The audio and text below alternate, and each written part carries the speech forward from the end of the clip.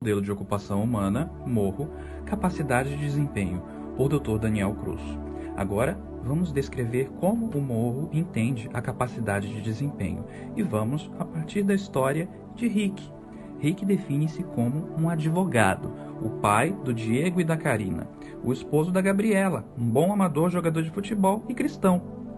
Rick gosta muito de passear de bicicleta e vai todos os dias para o trabalho. No entanto, um dia, um acidente aconteceu e o deixou com uma lesão medular. Rick precisou fazer uso de uma cadeira de rodas.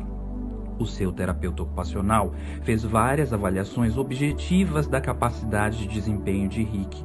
Isso incluiu, por exemplo, a amplitude de movimento, a força, avaliações objetivas da capacidade de desempenho. No entanto, existe uma outra capacidade e ela vai contar outra história. É a capacidade subjetiva, da experiência subjetiva do desempenho. Por exemplo, quando o Rick tenta, a partir de sua ADM, alcançar um jornal e uma banca de revistas e tem dificuldades.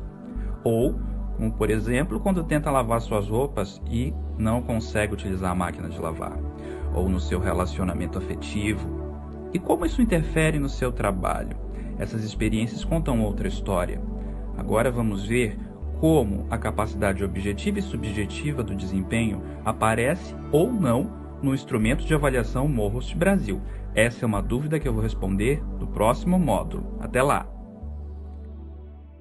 Capacidade de desempenho aparece no instrumento Morros Brasil? Não.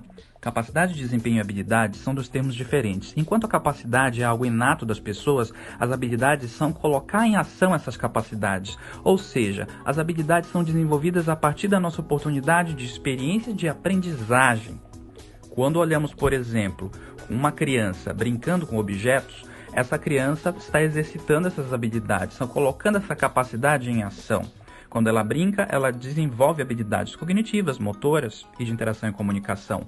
Da mesma forma, idosos, quando se esforçam para ir ao supermercado juntos, caminhando, eles estão exercitando as suas habilidades motoras e mantendo as capacidades íntegras.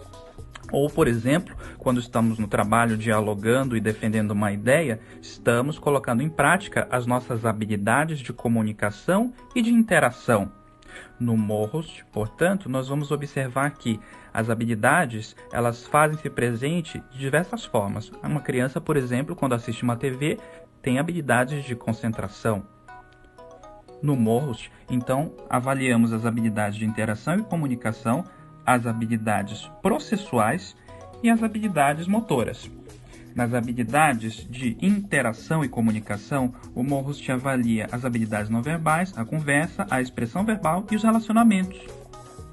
Vamos observar também que outras habilidades são observadas no Morros, como por exemplo as processuais de conhecimento, organização do tempo, organização do espaço e objetos e resolução de problemas. Por fim, o Morros também permite observar as habilidades motoras, como as de postura e mobilidade, as de coordenação, as de força e esforço e de energia. Não podemos nos esquecer que a escala de classificação permite assinalar apenas uma única opção, se facilita, se permite, se inibe ou se restringe a participação ocupacional. Para entender melhor isso, é fundamental que você recorra aos estudos do Manual Morros.